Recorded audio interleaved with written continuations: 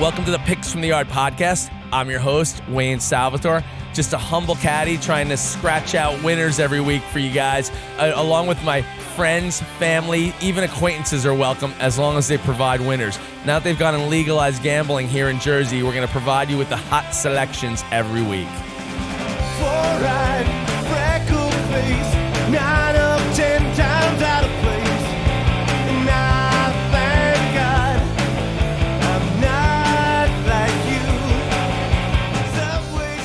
Picks from the Yard, NFL Conference Championship Week. The end is near. We had such a rough year. I'm always sad. I get a little sad this time of year. We got a couple of great games left, and although we donated a lot of money into somebody's pockets, DraftKings, I do get sad to have football come to an end. It's still top 2 sport to watch on television, in my opinion. And I hopefully we come out a couple of winners here, guys. Clegg's Corner is returning as well. I expect he did it right last week. We'll discuss that in a moment, but quickly, let's introduce the guest, my brother, Richard the Math Whisperer Salvatore. It's good to be back. It was a rough week gambling-wise. It was some good games, some exciting games, but, it was tough gambling. Ultimately, it was a tough weekend. And I'm sad that college is over. That Monday night game, it bums me out. And it was, we'll talk more about that, but I really like Clemson as a program, and it kind of hurt that they didn't fight back. But there were some tough calls there, but we'll get into that. And returning, Jim Dodge. Well, I know you guys needed an expert on here, and being 13 and 16 in picks qualifies as an expert on the show. Yeah, he had to go back and double check the stats. I thought I had a winning record. By comparison, it seems like you had a winning record. It seems like I was better than I was. 13 and 16 is not winning, but for us, it's like the gold standard. You were the king. We're so bad. I felt like the Chiefs around You're you like guys. the smartest guy in the dumbest row, or whatever they say. I'll take it. I will take it. This is the low point we're at. Jim Dodge is here to rescue in the 25th hour. I'm going to save this entire podcast. We're going to get some wins, guys. I'm very confident about this. For us to be in the black, we got to bet about, I don't know, how many units are we down? Oh, my God. I don't want to talk about it. 80 times our normal number. Mortgage your house, basically. We're going to do it. Why not? Put a big deposit into my DraftKings to cover this. Last week, 3-4, mediocre, 7-8 overall for the playoffs. I went 1-1. The under in the Tennessee-Baltimore game, a shocking game for a lot of people, came in. And Houston, an insane game. I wish I was watching with you for that the craziest game. I don't know. Maybe we should discuss these as I go through the picks. The Houston game was ridiculous. Yeah. Would they have a 24-0 lead? Yeah. The game was over. That's what I thought. That coach, like you were saying, Bill he didn't know what to do with a lead. He's coaching crazy. I've never seen a guy panic when you're up 21-0. He would have been better off if the game was 10-10. He didn't know what plays to call. He was a disaster. The fake punt being the worst of all time. Who does that with a 3-touchdown lead inside their own 30? Inside your own. Like, what is he doing? His terrible field position, and he does that. And I believe it was 24-0. I think it was a 4. Yeah. Well, actually, I guess it's a 3. With the 2-point conversion. It was a 3-score lead. What are you thinking? At that point, right. Incredible. And he claimed because he thought they needed to score 50 to win, which first off, I disagree because you don't want a high-scoring game. But also, if you need to score 50 to win, why are you kicking a field goal when you're 4th and inches? And they asked him about that, and he said, well, I didn't have a play ready for that situation. So, you don't have a play for 4th and short in a big playoff game? What are you doing? I'm a simple preparation are you doing? He'd be terrible at improv. That's what he came with when he had time to think about it. Yeah, I just thought I'd score 50. But a couple things. I would not want to get in a shootout against Kansas City's offense. So I don't know if that's your game plan, buddy. You're in big trouble. And I also might want to have a play ready when I'm in the NFL playoffs. When I'm up 21 points, you might want to have something. Somebody on the coaching staff, by the way. It's not just him. So of all the people you're paying all this money, nobody has an idea what to do here. What to do in that situation. The other thing is, unbelievable. I think any of the plays they had called for the first part of that game would have worked because everything they were doing was working, right? Everything Just was call anything. Honest to God, I think it's the only time I've said I need 5 unanswered touchdowns to be because I took the KC. Yeah, you proclaimed that at the bar you were working. Yeah, it's the only time it's ever happened that you get 5 unanswered. It happened. That was embarrassing. And they covered with room to spare. And they scored 4 touchdowns in the second quarter. Like you blinked. Although, all of a sudden, speaking of not knowing what to do in that scenario, as I had my plus 10, 34-0 lead, I was trying to figure out, should I hedge? And like, I wasn't ready for that as a gambler. And before I could figure out how to hedge it, Kansas City turned around. You blinked and the opportunity was gone. Yeah. But you could have gotten KC plus 350 when they were down 24 on the money line. Nothing on the money line. You guys are so gutless.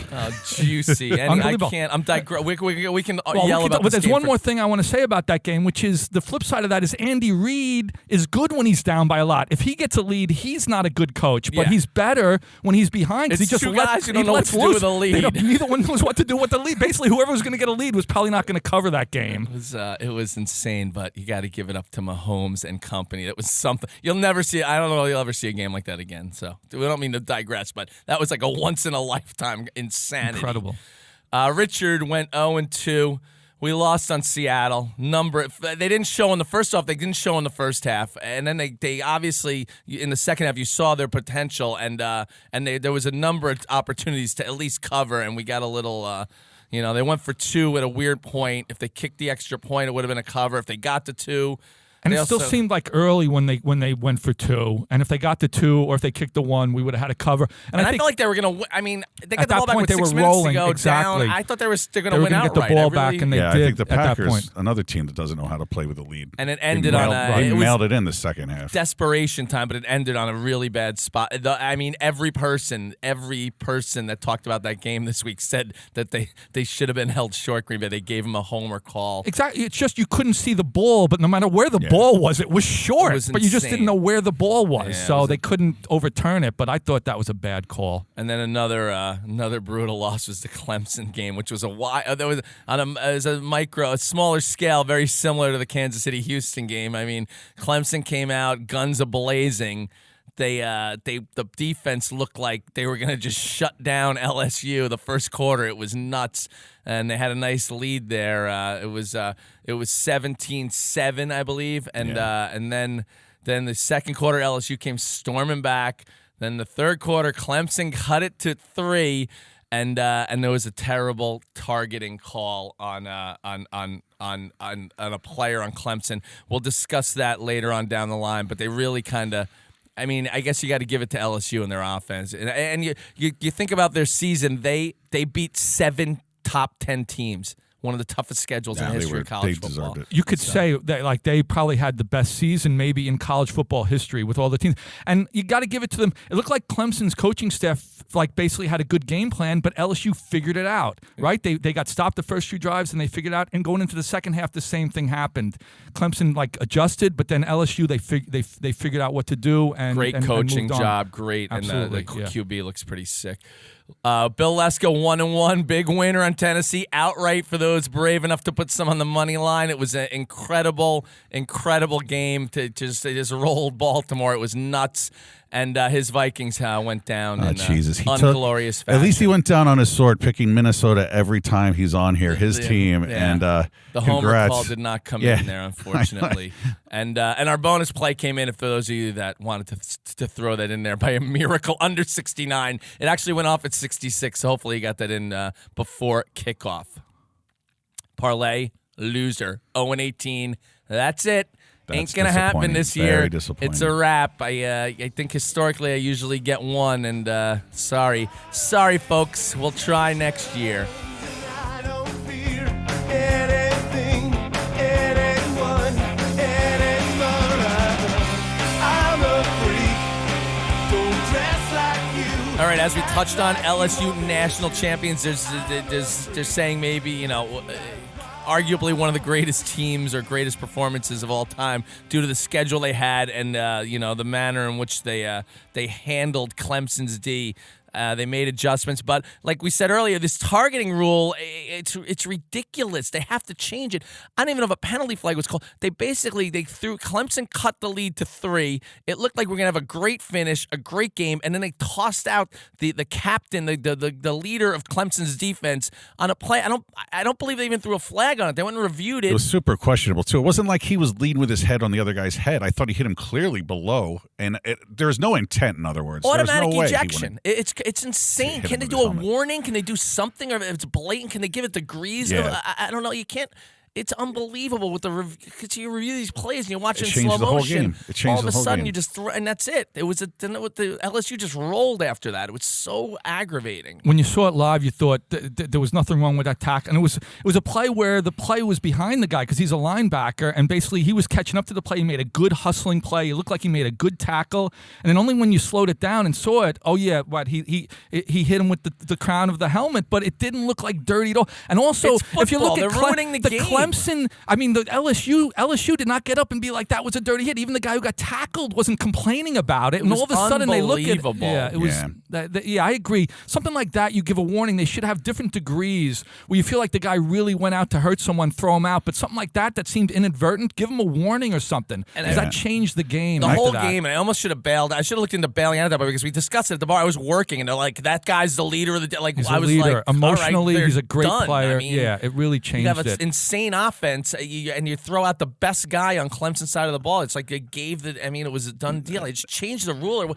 I don't understand where football's headed. Like, what are they going to do? It's ridiculous. headed to flag. It's headed to flag football. The big winner though, LSU. I like that head coach. He's kind of a Marvel Comics. He's got the square head and the voice. You know what I mean? Like a big body. Something else. Yeah. That should great. be I mean, that's a good radio voice. Yeah. Doing it justice. Here. Right. Yeah. And my super hot take. Okay, get ready for this. Put on your seatbelts. Well, you know the offensive coordinator just got the big promotion. Yeah, but, well, you wonder if it's the QB or the coaching because I'm going to say it's the coaching, and I'm going to say Joe Burrow. Everyone pumped the brakes. They already named a freaking stadium over this guy, right? Like some high school is Joe Burrow's stadium. Give me a break. He's going to go to Cincinnati, and I'm going to tell you one thing. He'll never win more than 9 games in his career if he stays in Cincinnati. 9? He's going to peak at 9. He showed poise after getting crushed. Oh, he's in the first Johnny quarter. come lately. Listen, he's going to be injured in the second half. He still played tough. Andy Dalton, listen, he's going to be like Andy Dalton. If he has A.J. Green, if he has people to throw to, he'll be good. But I'm telling you, he's not one of these guys. Someone said he's the next Joe Wentz. Montana. Is that what you're saying?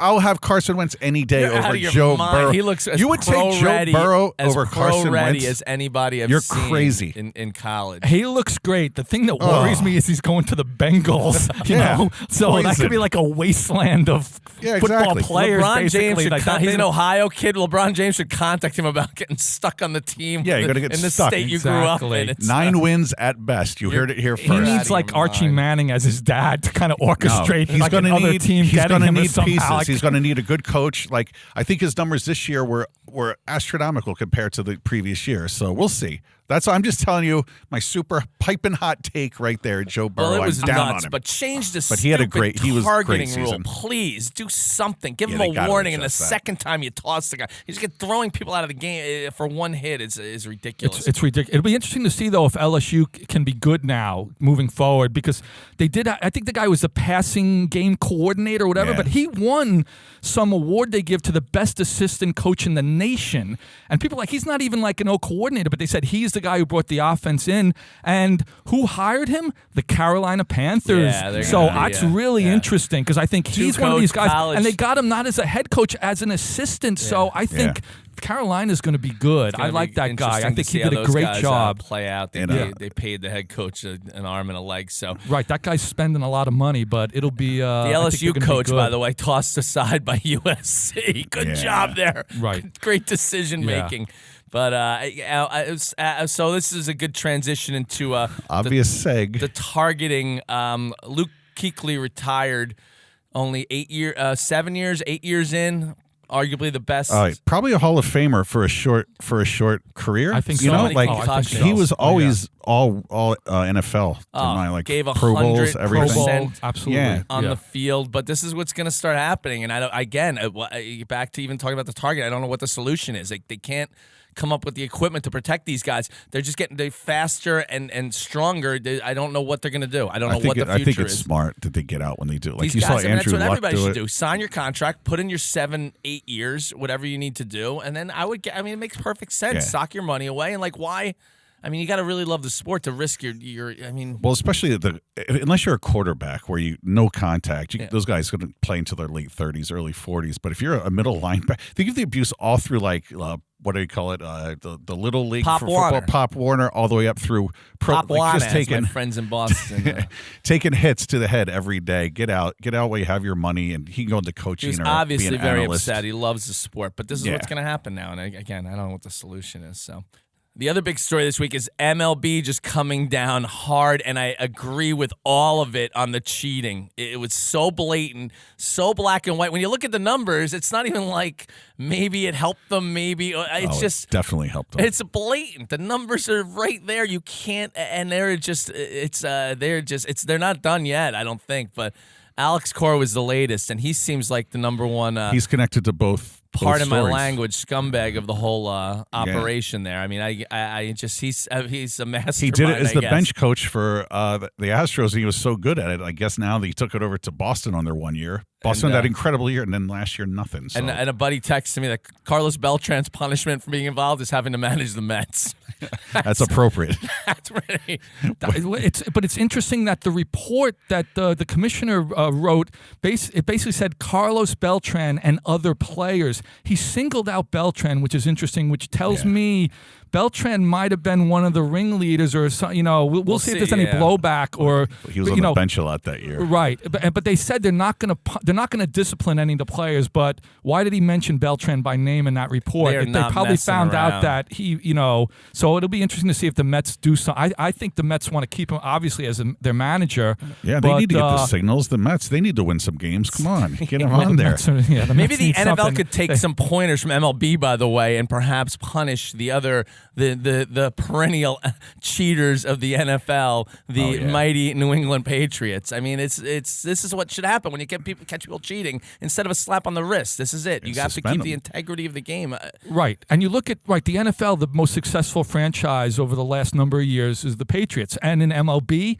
The Red Sox, the Astros, these really great franchises, they're all cheating. Oh, yeah, the high and mighty Boston fans. We have, what do they call it, Title Town. Yeah, exactly. It's based on cheating. A year ago, there was that story that basically 1-year-olds had seen more championships than Met and Jet fans had for their entire lives. But now look at it. Like, both those teams are involved in Good scandals. luck explaining to Junior why there's asterisks next to everything they've done up there. The Houston Asterisks. And a little side note, some journalist said, I'm going to get Pete Rose to comment on this. And of course, that's known as clickbait because I immediately clicked on it. I'm like, I want to know. And Pete Rose said, well, I may have bet, but I never tainted the game. Yeah. And by the way, Pete Rose, this is a good way to get on the right side of the commissioner, right? Just kind of weigh in on this, right? Like, what is he thinking? But he can't help himself. And he says, I still bet on the game, of course.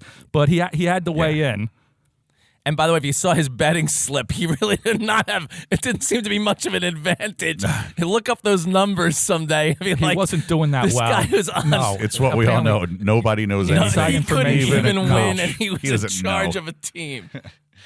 All right, and away we go. 2 games this weekend. This is it. The final 4 of the NFL, and we're just gonna consensus pick these games since we don't really. There's not enough to really spread it around here. We're gonna pick both sides too. So we have 4 selections this week.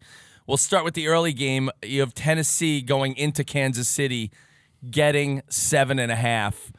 Oh, Tennessee! I hate to say it, but Tennessee, I think, will keep this one close. I refuse to believe they will win outright because I don't think they're the better team. But they're going to keep. They beat them earlier this year, and in one of the most exciting games of the year. And they've just been playing tough. They seem to be the hot team. Everything's falling their way. And I'll tell you what, the half, you got to feel good when they put the half on. Yeah, that little hook is nice there. And it's KC's game was a game of extremes last week. see them having as many blunders as they had in the first quarter, but I also don't think the offense can click like that 2 weeks in a row. But you also said what you said about Andy Reid earlier, can't coach from ahead. So if they get up by 10, 17, whatever, you still have a chance for that back door. I could see him tighten it up. I could see it. But Reid will tighten up. Right. Now, and I looked at their season, and basically Kansas, their one weakness is their rush defense.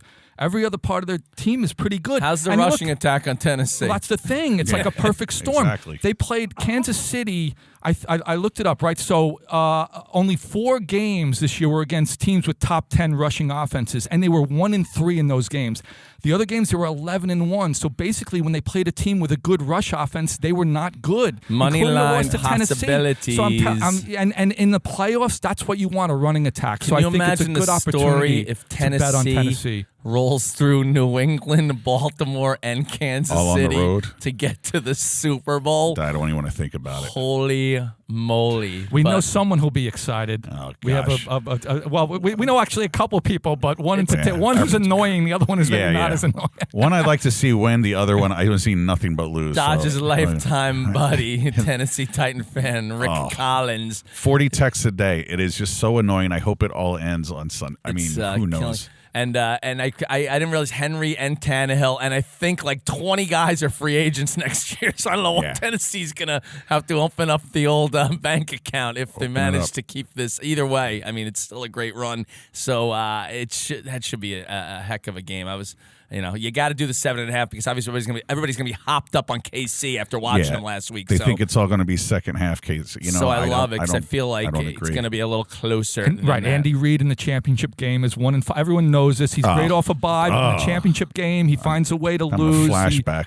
Don't a lot of home losses. A lot of home losses twitching in the over there. Game. Don't mention Andy Reid. He's many. not good in these big games. And we're gonna throw in the under there because we're gonna hope that Vrabel's a little sharper than Bill O'Brien and the only way to win is to slow the game down and keep Casey's offense off the field. And also the fact that the last time they played was such a high-scoring game, I think that people are going to think, it's going to score. Casey last week, they're going to score a lot. Go the other way. They're going to slow it down, like you said. I mean, the Public's had some good scores, speaking of scores, this week with the with the man, so I think they'll be all over KC and the over, and we're just gonna have to jump in on the opposite there and go Tennessee plus 7.5 under 52.5. Then the late game we have Green Bay going into San Francisco, and this is a classic matchup. These are two of the NFL most winningest teams for since the Super Bowl started. Must-watch TV. Oh, you love it. And they've met a number of times in the playoffs over the years. So great franchises. You have the QB advantage, huge experience, everything on Green Bay's side. But then I think San Fran position-wise might outmatch them almost. Across the board. And I think they got healthy. That week off, they got healthy, and they looked really sharp last week, and I think that's going to continue. I don't like the way Green Bay looked the second half. It's not, they got the lead, it looks like, and then they let up. Against a depleted Seattle team at home and almost gave the game away. I think this could be San Fran could roll here. They have so much talent across the board, and Aaron Rodgers can only do so much. And he only passes to Devontae. You notice that? Like he doesn't take a lot of shots down the field. But I didn't like the way they looked in the second half. There's not a lot of momentum carrying into next week. Right, and I like Shanahan as a coach. He's a smart coach. He has a good game plan, and I like the 49. And I like the idea of taking a dog and a favorite. I would say this. I don't want to make any guarantees, but in these two games where they're two public favorites, you rarely see both favorites cover. And a lot of people will tease them down or bet a money line, a parlay it's on set those perfectly on the two for the two-team teaser here. Oh, exactly. It's a little more than 7. They love to tease that tease down. both favorites to 1.5. One of those is not going to come in, and we think that Kansas City is not going to cover. But I like the 49ers. And we're also going to throw the under in here, under 45. Again, just basing it on we think the public is probably going to be that late over. The late game over is one of the most popular bets. Desperate man. Desperate people trying to get We've all them. been there. They get all, these people out there, maybe some in this room, bet on other sports during the week. And that's going to be the last ditch to get, and a lot of guys that do it illegally, if I understand this correctly, have to settle at the end of the week. So they try to get all the week's money back. And that over in the Sunday night game is always a popular one. So we're gonna go with the under 45 there. Although the last game I think went over.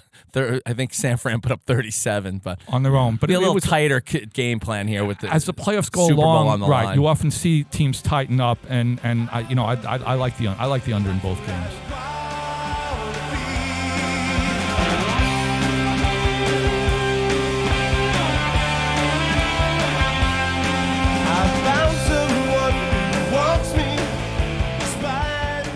Clegg's Corner's back. 2-1 last week, buddy. Not bad. Not too shabby. We missed on the draw, but still, a good week. And I think he's got some winners this week. He's on a roll, right? 2-0 and then 2-1. That's right. Will's on a roll. We're back in the black for the season. Different leagues. He's picking this. He's picking the Premier League. He's picking the Spanish League. I don't know why this segment brings up the rear. We should lead with this segment. Exactly. I've been saying for quite a while this should be called Clegg's Corner featuring picks from the yard. But I mean, if you compare, it's argue like with that. dominating over the NFL. It's not even close. It's also a low bar. So, all right, let's get into it. All right, 3 picks again this week, and we're going to start off real early on Saturday morning here on the East Coast, 7:30 a.m. Whoa, who's going to be up for that? All right, we've got Watford plus 220 against Tottenham. Wow. Now, those of you out there who know that I'm an Arsenal fan are thinking, all right, he's just picking against Tottenham because Tottenham is the big rival of Arsenal, but that might be true. But it's also true because Tottenham is missing their lead striker, Harry Kane. He had to have surgery. He's out for a while, I think till April. And then they also have this midfielder, Christian Eriksen, who by the time this comes out might even be gone. He's been unsettled because he's been trying to leave for a long time. There are offers out there for him, and it's definitely affected his form. So they're basically missing 2 of their best players. Watford, I don't know what's gotten into them. They were terrible at the beginning of the year. Now they're playing better and better. They're the ones who didn't come in for the draw last week because they won 3-0. And I think they got a good chance to take this game here. They're at home, and I like it, plus 220. I mean, I love the big number on the home team against, it sounds like a slightly banged up opponent. Exactly. It's a little bit of a risky bet, but this is one of those games where every option is in the plus. Oh, nice. So Tottenham is plus 125. I mean, I like Watford here, though. Didn't Wayne say we can bet all bet of them? all 3 and guarantee ourselves some money. Wasn't that? Yeah, no. Remember, we tried to do that last season, and it failed miserably. We took 2 of the sides. I'm still working out the kinks in that system, people. Stay tuned. I'm going to figure it out. There's quite a few kinks. All right, then Saturday, 10 o'clock, we've got another draw. This is 2 of the bottom teams. I know this didn't work out for us last week, but Watford is no longer one of the bottom teams, and that's probably why. So this time it's Norwich City hosting Bournemouth, and the draw is plus 250. So these teams both stink. Neither one of them has been playing very well. Big numbers. It's a big number. Yeah, so I like the draw here.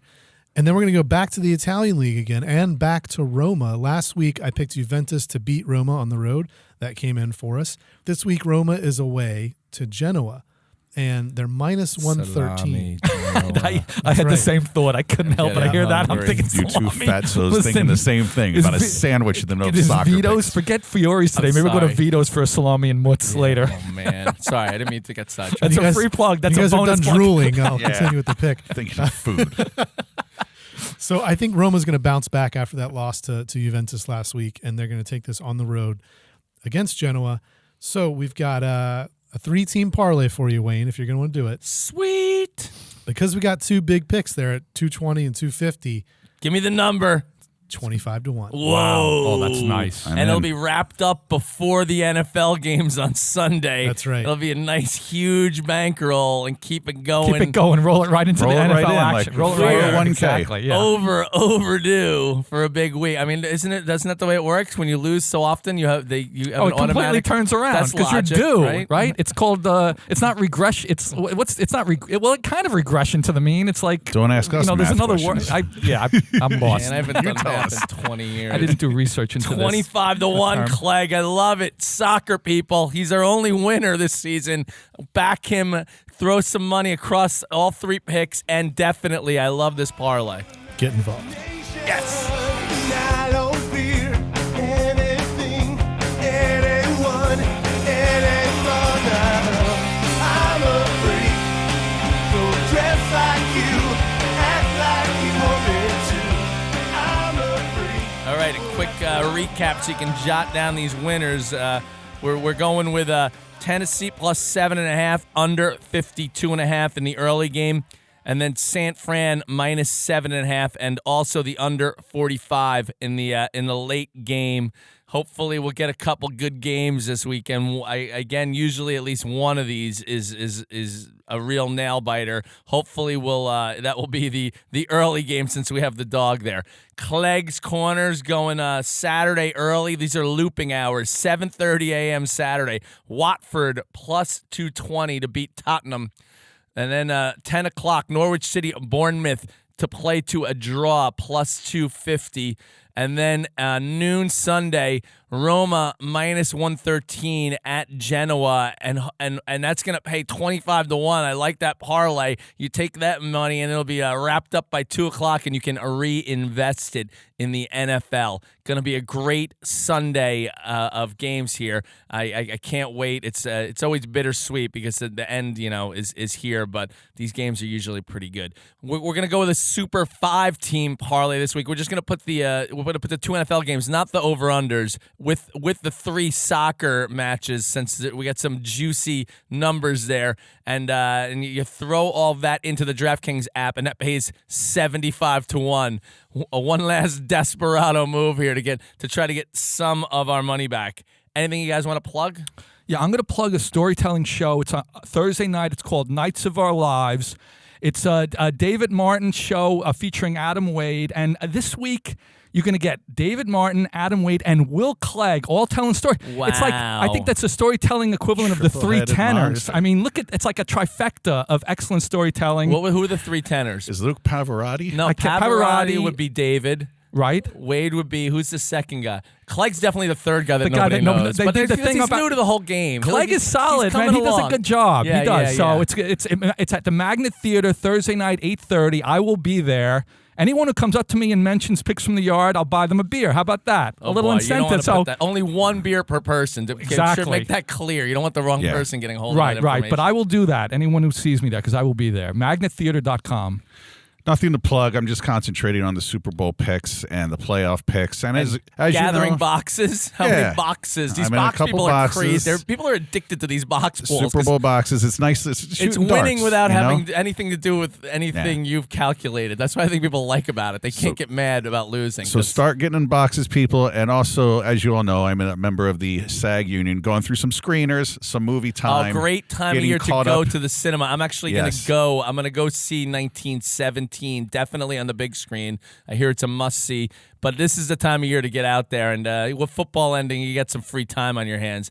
What else? Knives Out is supposed to be really good. Knives Out was good. I want to go see the Sandler Uncut Gems. I heard good things. Yeah, that looks really good. Bring up some bad flashbacks of gambling. I don't know. I may need some Xanax to go sit through that one. I want to see that. Yeah. But great time of year to see. This is when they release all the great movies before they dump all the crap in February.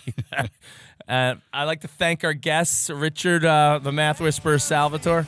Thanks. I feel very confident this weekend. I don't know why, but I think we're going to get some. We're going to get some. All right. Jim Dodge. I'm with Richard. I feel confident, although our record has nothing to show why we should be confident, but I'm feeling good about this particular week. Listen, it's the fourth quarter. We're going to nail these last 2 weeks. I'm feeling good about our picks for this, and I feel good for our Super Bowl pick, no matter who it is. What did you mention, that show Chernobyl, where everything's falling apart? And one guy's like, everything is fine. I'm like the Russian guy in charge of like saying, just pick the games, we're going to be fine. That guy just, no, nothing's wrong here. Nothing's wrong. Things are going off buzzers. Swimming late. That was Someone our just vomited season. in front of him. That was our entire season this year, apparently. And we stuck to it because there's no getting out once you get involved. If you like what you heard, please subscribe. We're on Apple, Android, Spotify, Stitcher, TuneIn, or wherever you get your podcasts. You can also subscribe at our website, picksfromtheyard.com. Visit the website for all of our archived and bonus episodes and more content. For comments, criticisms, and challenges to Wayne, email us at pftypod@gmail.com, and we'll be sure to get back to you. Join the conversation on Facebook, Twitter, and Instagram. We're at PFTYPod on social media. Remember, gambling on sports is entertainment. Please don't overdo it. If you or someone you know is in over their head, call 800-GAMBLER for help. The Picks from the Yard podcast is produced by Van Vorst Films in Hoboken, New Jersey. Our music is Anticipation by the Gefkins. Check them out on Spotify. We'll be back next week. Get involved.